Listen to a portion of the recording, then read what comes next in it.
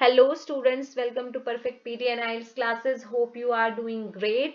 And today I am going to share with you the 11 important IELTS vocabularies which are going to be very helpful for enhancing your score in speaking as well as in your writing tasks too. So let's get started, guys. And the first word is anonymous. Its meaning is unknown authorship. Generally, we can use it in the book's reference, and we can use instead of anonymous as unidentified or nameless as its synonym. So हम लोग specifically इसको generally books के लिए ज्यादा use करते हैं, जैसे कि मैं एग्जांपल देती हूँ।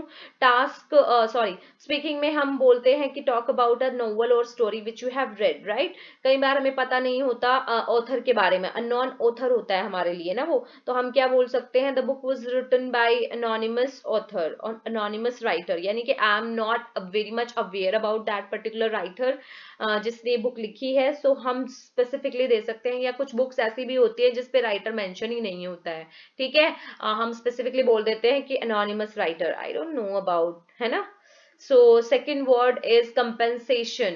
कंपेंसेशन हम कितनी बार राइटिंग टास्क टू में यूज करते हैं, जैसे पेमेंट ऑफ सर्विसेज, यानी कि हमने किसी से काम करवाया, उसके बदले में जो उसको पैसे देने होते हैं, that is called compensation. We can call it stipend, remuneration, compensation and emolument, ठीक है। So we can use all these words, guys, instead of compensation. And my third word is dilemma. Dilemma, इसको हम बोलते हैं dilemma.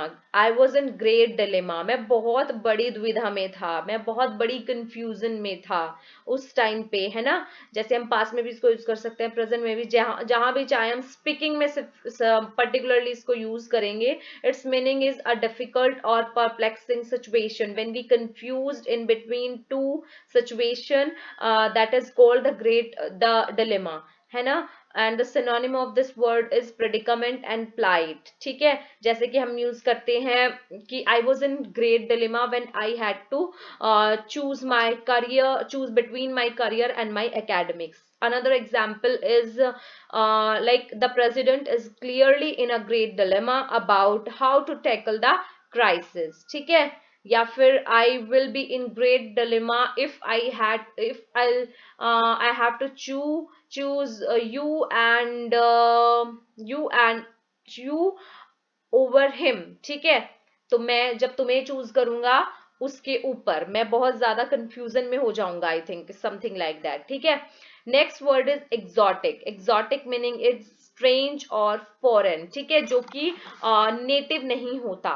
It's synonym is non native और imported, जो कि imported item होती है या इम्पोर्टेड कोई चीज होती है, we can call it exotic. जैसे कि हम कई बार अपनी स्पीकिंग में बोलते हैं कि for example in cue card the most fashionable person, ठीक है। हम उसको बोल सकते हैं his or her wardrobe is full of exotic dresses. और हम जैसे बोलते हैं कि टॉक अबाउट गार्डन, ऐसी एक्टिविटी है ना क्यू कार्ड में, तो हम उसको बोल सकते हैं जैसे his or her garden is full of exotic plant species, यानी कि उसका गार्डन फुल है किससे, एग्जॉटिक, इंपोर्टेड, जो बाहर की है, नॉन नेटिव है ना, इंपोर्टेड प्लांट स्पीशीज से। Next word is extinct. हम बहुत बार task two, writing task two में यूज करते हैं एक्सटिंक्ट, एंडेंजर, यानी कि जो विलुप्त हो चुकी हैं, जो क्या बोलते हैं विलुप्त को, और जैसे जो खत्म हो चुकी है, आई मीन टू से, ठीक है। It's meaning is no longer exist और एक्टिव, जो अभी बिल्कुल भी मतलब नहीं है, ठीक है, अभी दुनिया में नहीं है। ओनली अलाइव इन हिस्ट्री, जो केवल हिस्ट्री की किताबों में अब बंद हो चुका है, ठीक है। जैसे हम डायनासोर्स के बारे में पढ़ते हैं ना, that means dinosaurs now have been extinct, already वो एक्सटिंक्ट हो चुके हैं, ठीक है। इसके सिनोनिम्स हैं डिफंक्ट और वैनिश्ड। एक्सटिंक्ट का मैं आपको एक और एग्जांपल देती हूँ, जैसे हम एनिमल टेस्टिंग वाला टास्क करते हैं ना, एनिमल टेस्टिंग, या फिर एनवायरमेंट के रिगार्ड हम इस तरीके की कोई टास्क करते हैं, तो हम स्पेसिफिकली एक्सटिंक्ट इन टास्क में ज्यादा यूज करते हैं, जैसे the marine habitats are extinct because of human activities, हम बहुत जगह ये चीजें यूज करते हैं। एज एक्सटिंक्ट को हम बहुत जगह यूज करते हैं, specifically in writing task two, या फिर हम स्पीकिंग में भी ये ज्यादातर बोलते हैं अपनी कि इसके होने से ना मतलब हमारे एनवायरमेंट और हमारे जो जीव जंतु है, जो लाइफ स्टॉक्स है हमारे, वो एक्सटिंक्ट हो जाएंगे, ठीक है, यानी कि विलुप्त हो जाएंगे बिकॉज ऑफ ह्यूमन एक्टिविटीज, जैसे कि प्लास्टिक यूज हम कर रहे हैं, ठीक है। सो इमैक्युलेट, इमैक्युलेट मीन्स बहुत ही साफ सुथरा, एकदम स्पॉटलेस, बेदाग, स्पॉटलेस और प्योर। अन इसके सिनोनिम्स होंगे अनब्लेमिश्ड, अनडिफिल्ड, अनटार्निश्ड, ठीक है। और स्पॉटलेस को जैसे हम बोलते हैं टॉक अबाउट योर हाउस, है ना, अपने घर के बारे में बताओ, it's a tidy place to live और अ जाइगेंटिक प्लेस, है ना। तो हम बोल सकते हैं my house is very immaculate, यानी कि मेरा हाउस बहुत ही ज्यादा क्लीन है ना। Immaculate instead of clean you can use immaculate, it will works like a beautiful lexical resource, guys, ठीक है। next word is jeopardy. Jeopardy meaning is danger and hazard. We can use it synonymous hazard और peril, ठीक है। jeopardy जैसे खतरे में डालना, हिंदी में बोलूँ तो कि ये चीज करने से तुम्हारा लाइक तुम खतरे में पड़ जाओगे। jeopardy मतलब होता है खतरा, डेंजर, ठीक है। जैसे कि animal life will be in great jeopardize because of the use of plastic today, right? And another example, it could be the decision which you have taken will definitely put you in jeopardy in the future, ठीक है। जो decision तुमने लिया है वो तुम्हें future में जाके खतरे में डाल देगा। My next word is paradox. Paradox specifically हम यूज करते हैं जब हमें कॉन्ट्राडिक्ट करनी होती है कोई बात। ये हम स्पेसिफिकली यूज करते हैं राइटिंग टास्क 2 में, जब हम अपनी बात को कंट्रास्ट करके लिखते हैं। जैसे कि हमने बीपी वन में हम जब पार्शियली एग्री करते होते हैं, on on the one hand हम लिख सकते हैं, ठीक है। बीपी टू में क्या लिखेंगे, ऑन द अदर हैंड। जबकि हम बीपी वन में अगर कोई बात कर रहे हैं प्रिडोमिनेंटली, यानी कि सबसे पहली तो ये चीज है, और सेकेंड बीपी में हम उसको पैराडॉक्स कर रहे हैं, यानी कि कंट्रास्ट कर रहे हैं। तो हमारा ब्यूटीफुल लेक्सिकल रिसोर्स वहां पे क्या हो सकता है, पैराडॉक्स या फिर पैराडॉक्सिकली, यानी कि इसके विपरीत ये चीज भी है। When I am moving towards my like another view point, ठीक है। So it will be definitely going to be used in writing task 2, ठीक है। Next word is stringent. The meaning is strict or synonym is extracting or rigid. जो बहुत ही ज्यादा strict होता है that is called stringent.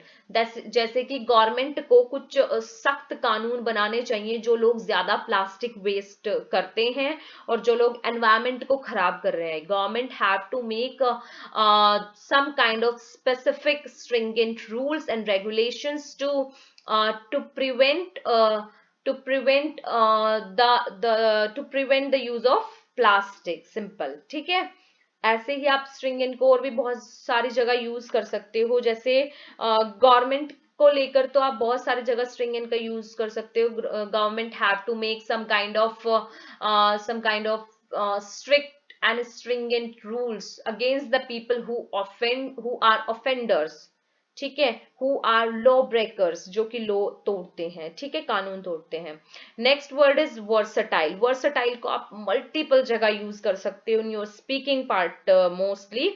जैसे कि talk about a fashionable person, my childhood friend is a great fashionable person, she is a versatile in her clothing style, in her attiring style, ठीक है। she is all rounder, she is multi talented, she is multi skills, यानी कि जो व्यक्ति एक time पे मतलब बहुत सारे काम मतलब कर सकता है, able to do many things, versatile, वो वर्सटाइल है। She is doing great job in terms of environment also, and in terms of academics also she is versatile in her fashion sense, ठीक है।